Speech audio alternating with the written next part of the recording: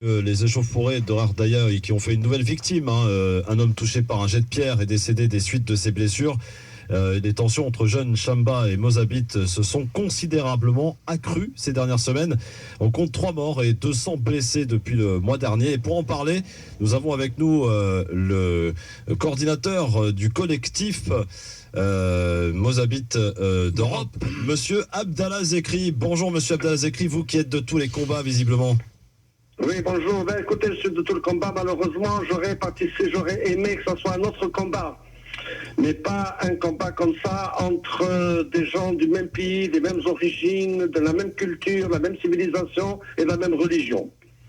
Dites-nous ce qui se passe exactement du côté de Ardaya et comment tout a commencé, Monsieur Zekri. Pourtant, ce sont là deux communautés qui vivent parfaitement ensemble depuis bien des années. Qu'est-ce qui s'est passé? Quel a été l'élément déclencheur? Écoutez, c'est des communautés qui vivent depuis déjà des millénaires ensemble, sans problème. Effectivement, il y a eu de temps en temps des périodes cycliques où il y a quelques manifestations, quelques safourés, mais qui n'ont jamais pris une telle ampleur.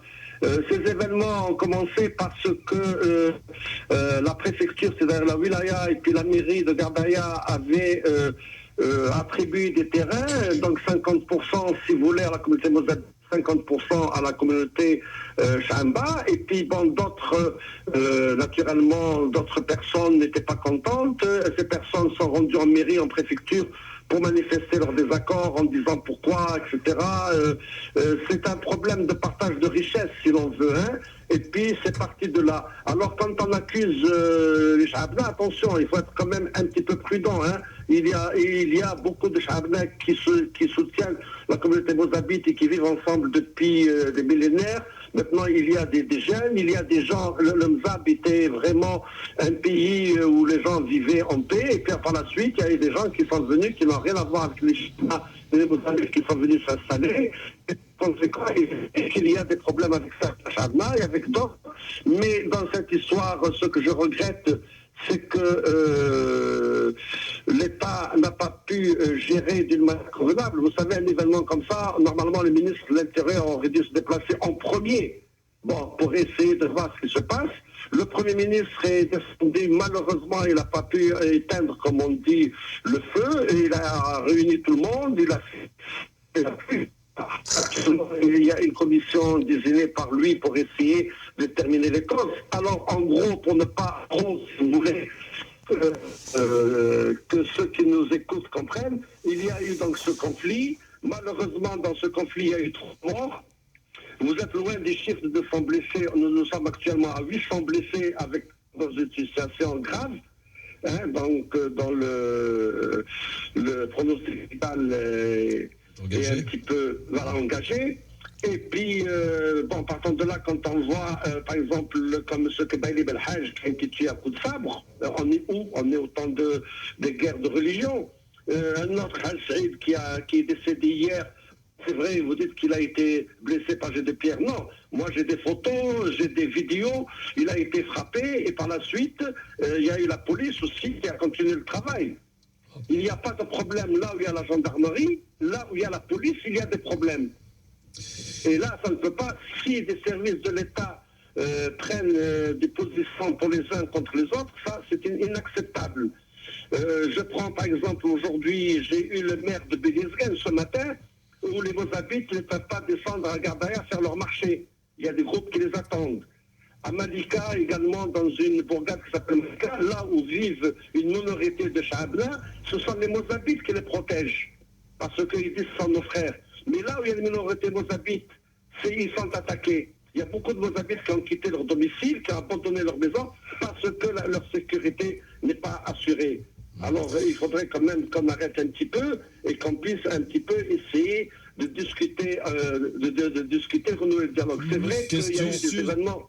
Tarek Mami, une question, Monsieur Zekri. Bonjour, Monsieur Zekri. Bonjour, mon cher ami Mami. Bonjour, Sardallah. Quelle est la position officielle du gouvernement algérien et du Premier ministre, Monsieur Sellal, qui pourrait être par ailleurs candidat? Qu'est-ce qu'il dit publiquement de cette crise?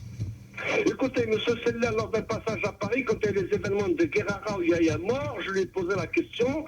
Il m'a dit ça s'est déclenché pour Guerrara suite à un match de football.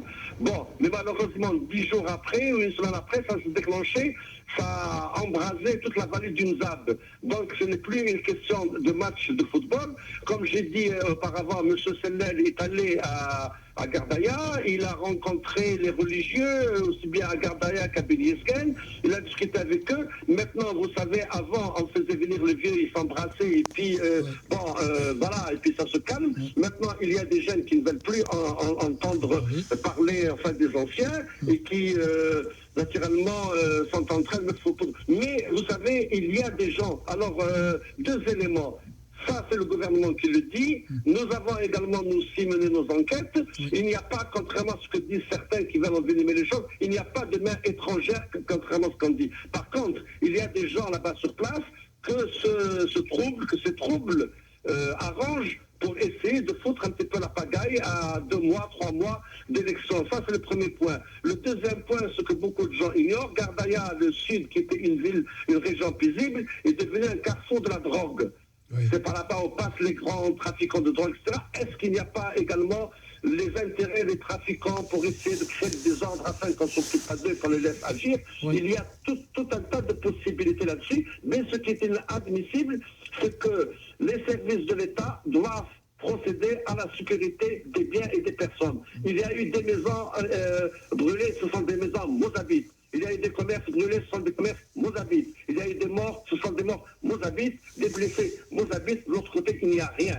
Alors quand je vois des photos où la police tire avec des gaz lacrymogènes sur les mozabites pour permettre aux autres de les attaquer, je ne peux l'accepter. Et je ne peux me taire. Je suis quelqu'un de pacifique, je suis quelqu'un qui veut que les gens rentrent dans l'ordre, mais il faudrait à ce moment-là que le gouvernement agisse vite parce que ça peut partir à la dérive. Monsieur Zekri, nous sommes à la veille d'une campagne électorale présidentielle essentielle pour l'avenir de ce pays, que nous aimons tous, bien sûr, l'Algérie. Est-ce que d'autres hommes politiques en dehors de M. Sellal, des candidats, des futurs candidats, sont venus un petit peu, soit pour se renseigner, soit pour calmer le jeu? Il y a un candidat qui m'a dit qu'il souhaitait aller à Gardaïa pour essayer de dénoncer ce qui se passe. J'ai appelé certains parlementaires, y compris une députée de Paris, Mme Chafia Montalesta, qui est députée de la communauté. Que vous avez longuement soutenu pendant sa campagne. Tout à fait. C'est pour ça. Je l'ai appelé, je lui ai dit, il y a une communauté mozabite en France, ce sont des électeurs, donc en tant que député représentant la communauté, tu dois porter ta voix. Bon, à part le groupe des députés FFS qui demande une commission parlementaire, le FLN ne bouge pas, le RCD ne bouge pas, personne ne demande une commission parlementaire pour enquêter parce qu'ils sont là, ils attendent les ordres de leur chef, de leur parti politique, dont on sait que la plupart sont des partis qui ont mené le pays à la ruine. Alors aujourd'hui, il faudrait mieux qu'ils bougent.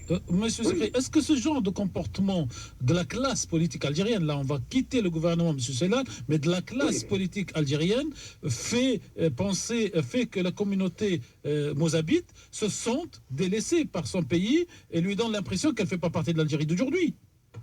Écoutez, moi qui mène un combat, comme vous le savez, contre les actes anti-musulmans et contre ceux qui attaquent l'islam en France et en Europe, je me sens concerné parce qu'aujourd'hui on attaque ma communauté. Alors qu'est-ce que je dois défendre là-dedans? La classe politique, elle a démissionné devant ces événements. Elle n'a pas assumé ses responsabilités. Personne au Parlement n'a soulevé la question pour dire qu'il faut mettre fin à cela. Vous savez, il y a eu les mêmes événements à Brienne en 1975, où il y a eu des morts. Exact. Lorsqu'on a envoyé l'armée, qu'elle a pris position dans les terrasses de partout, en 48 heures, tout a été arrêté en 48 heures. Plus de blessés, plus de morts et tout le monde a travaillé. La même volonté qu'il y a eu en 75, elle doit être actuellement maintenant. Mais vu qu'actuellement nous sommes en période électorale où ils sont occupés, certains hommes politiques, à autre chose, ils s'en foutent d'une minorité. Et j'ai eu un homme politique qui m'a dit, vous savez, les Mozabites, vous représentez quoi? Voilà. Alors, un gars d'Algérie, un homme politique, il m'a dit, vous savez, pour le pouvoir, est-ce qu'il veut mettre le feu, lui aussi? Il m'a dit, pour le pouvoir, vous êtes une minorité, vous n'êtes pas tellement important, donc vous savez, alors voilà le problème. Alors, cette radio... Aujourd'hui, et là, il y a une demi-heure, je viens de recevoir un coup de fil de la Guatte. Oui. qui est une ville éloignée, où il y a une résidence universitaire, où 2 Mozabites étudiants dans la résidence universitaire ont été attaqués aujourd'hui. Alors vous vous rendez compte qu'on va commencer à attaquer les Mozabites Mzab, après c'est à Larouat, après c'est à Djelfa, après c'est à Alger, après c'est à Constantine, parce qu'ils sont un petit peu installés partout. Là, il y a danger. Là, il faut bouger. Nous, on demande, moi, je ne suis pas comme ceux qui sont en train d'aboyer pour dire on veut la séparation, on veut... Non, c'est à l'État algérien. Je suis algérien, j'aime mon pays. On ne peut m'enlever mon algérianité, et c'est au pays, aux hommes politiques de se mobiliser et qu'ils arrêtent un petit peu de faire la politique d'autruche, à mettre leur bec dans le sol et leur derrière en l'air. Monsieur Zekri, vous êtes sur France Maghreb 2. Vous savez que cette radio a été créée principalement par feu Brahim Hasmaïl, qui lui-même est donc Mzab comme vous. Et Brahim Hasmaïl nous expliquait, pas toujours à l'antenne, mais entre amis, que quand il était jeune et alors que l'Algérie était la France, comme dirait De Gaulle ou comme dirait François Mitterrand, pour que je ne me trompe pas de François, qu'il a assisté pour traduire une proposition du colonialiste français aux responsables. Oui, et de donner une grande partie au Mzab. De nommer un Mozabite président de la région sud pour garder le pétrole pour eux. Et la personne avec qui ils ont traité, c'était Feu Cherbeyot de la et qui a décliné cette offre en leur disant je suis musulman, je suis algérien et l'indépendance doit couvrir tout le territoire national. Alors, ils oublient une chose aussi, que c'est un Mozabite qui a fait l'hymne national pour lequel tous les militaires se mettent en garde à vous et tous les hommes politiques se mettent en garde à vous. Mofti Zakaria. C'était notre façon à nous de vous donner la parole, M. Zekri, pour parler donc de cette grave crise que traverse l'Algérie, qui est minorée par les hommes politiques algériens, et qui, par ailleurs, pour nous, c'est aussi un hommage à notre ami Ibrahim Hasmaïl, qui aurait eu, lui, des choses à dire sur cette histoire, et notamment sur la culture, sur l'origine, sur la religion, et sur tout ce qui fait... Ça, on peut faire une émission spéciale sur ça. J'ai vu le frère de Haj Brahim, qui lui ressemble d'ailleurs, qui est venu à une réunion que j'ai organisée avant-hier à Paris. Il était présent à la réunion, d'ailleurs il est en congé, il m'a dit qu'il était en congé actuellement, il était présent là-bas, et je vous assure, quand je l'ai vu, tout de suite, j'ai regardé, je pensais voir Haj Brahim en face de moi parce qu'il se ressemble comme deux gouttes d'eau. Allah rahmou, en tout cas, merci pour toutes ces explications. Et nous organiserons donc cette émission d'explication de la culture, parce que les Flamands et les... comment ils s'appellent les autres? Les Flamands et les Wallons font de la guerre politique, mais il n'y a pas de mort. Donc, et dans ce pays... Non, il y a eu des morts, mais il faut qu'ils pensent une chose. Les Mozabites font partie intégrante de l'Algérie, elle est une, elle est indivisible. Nous sommes des Algériens fiers de l'être.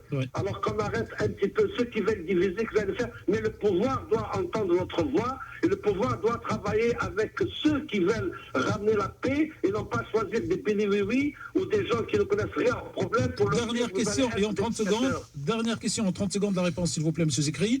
Comment ça se fait que, comme vous l'avez rappelé en 75, l'armée est intervenue pour calmer tout en 48 heures.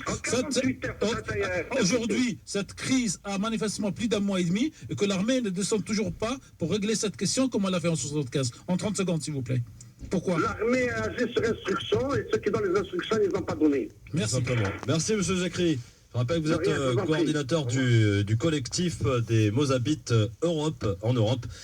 Pour faire donc le point sur cette situation dramatique du côté de Rardaya. On en est à 3 morts et 800 blessés selon le dernier bilan annoncé par M. Zekri sur notre antenne. Ça devient dramatique et urgent que les politiques algériens s'en occupent. Évidemment, certes, on est en pré-campagne électorale. Vous parliez de M. Sellal, Tarek, moi je vous en dis quand même que M. Sellal, il a très peu de chances d'être candidat puisqu'il a été nommé président de la commission chargée justement de l'organisation des élections présidentielles. Donc ça risque d'être très ennuyeux pour lui. Dans acte, cher Christophe, mais moi je parlais de sa qualité de Premier ministre et d'éventuel candidat, mais vous avez raison d'avoir la précision. Voilà. Monsieur Omar qui souhaite nous apporter lui peut-être son élément. Bonjour Omar. Oui, bonjour, donc France Maghreb, Monsieur Mami, Christophe et Khaled. Allez-y, voilà, je voulais intervenir sur cette question cruciale, donc le conflit au Mzab en Algérie. Personnellement, j'ai travaillé au Mzab plusieurs années j'ai fait des plans d'urbanisme et donc j'ai vu sur place donc le problème. Je l'ai vécu même donc pendant plusieurs années. Oui. Voilà, il y a quelque chose de très important que M. Zekri n'a pas indiqué, Oui. c'est que les Mozabites qui sont objets d'attaques et de vexations et tout sont de rites donc khalijite, Oui. n'est-ce pas? Non, excusez-moi. Non, excusez-moi. Ils ne sont pas de rite khalijite, ils sont de rite ibadite. Oui, mais c'est l'origine, quoi. Oui, non, ce sont des khalajites, je à la base. Je ne sais pas quelle est la différence. Je ne sais pas quelle est la différence. On en parlera dans une autre... Le fait qu'ils soient de rite khaliji, donc ils ont de rite ibadite. leur propre cimetière. Oui. Et ça, c'est très mal admis parce qu'il y a M. Zekri aussi n'a pas souligné beaucoup, des forces étrangères, notamment des obscurantistes saoudiens donc qui sèment un peu ce genre de... qui veulent semer la fitna, comme Oui. on dit, Oui. qui eux-mêmes persécutent leur minorité chiite, n'est-ce pas? C'est le même problème que les chiites à Bahreïn et en Arabie Saoudite. C'est la même chose que ce que subissent les ibadites khalijites. Je crois que c'est pareil, M. Mani. C'est pas tout à fait pareil.